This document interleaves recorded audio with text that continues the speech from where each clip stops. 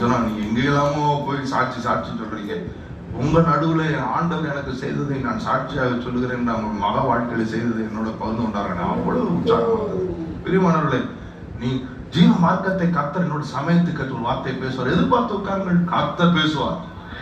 ஆண்டு உங்களோட பேசும்போதே உங்களுக்குள்ள ஒரு ஜாய். அவன் ஒரு முறை நான் இதை சொல்லி நான் முடிக்கிறேன்.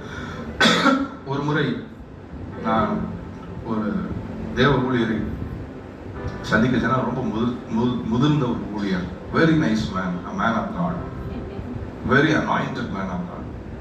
இப்போ நான் அவரிடத்துல நான் போகும்போது ஆண்டவர் என்னோட பேசணும், எனக்கு ஒரு கேள்வி மனசுல, இந்த கேள்விக்கு ஆண்டவர் பதில் சொல்லணும்னு போனேன். அத சீசன்ல நான் நிறைய பிட்ரேயல் நான் தாண்டி வந்தேன். பிட்ரேயல்னா நம்பிக்கை துரோகம். நிறைய நம்பிக்கை துரோகங்களை பார்த்து நம்பிக்கை என் வாழ்க்கையில ஏன் பிட்ரேயல் ஆஃப்டர் பிட்ரேயல், ஏன் நம்பிக்கை துரோகத்துக்கு மேல துரோகம், நான் ஏன் இதை அனுபவிக்க வேண்டும், பேச வேண்டும். நான் போய் காத்திருந்தேன். அது ஒரு 5 நாள் செமினார். அந்த 5வது நாள் எங்களுக்கு ரிட்டர்ன் ஃபிளைட்டுக்கு டைம் ஆயிடுச்சுன்னா நாங்கள் இங்கே வந்து இங்கே வாக்குத்தத்த ஆராதனையில பேச வேண்டும்.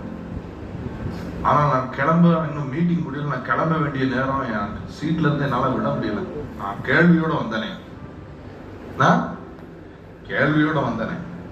பதில் இல்லாம எப்படி போறது, சீட்லயே உட்கார்ந்துருந்தேன்.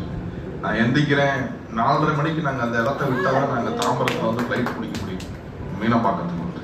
எந்திக்கிறேன் 4:30 4:40 4:45 ஆயிடுச்சு.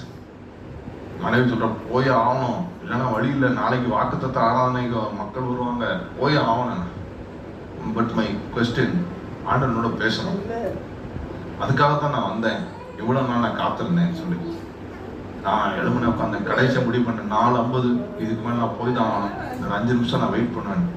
கடைசி வினாடிகளை கிளாக் நடிச்சிட்டு அந்த ஊழியர் நான் எங்களுக்கு ரோல சீட் கொடுத்துருந்தாங்க. அந்த ஊழியர் எப்படி நடந்து கொண்டே இருந்தவர் திடீர்னு திரும்பி betrayal after betrayal அப்படின்ட்டாங்க.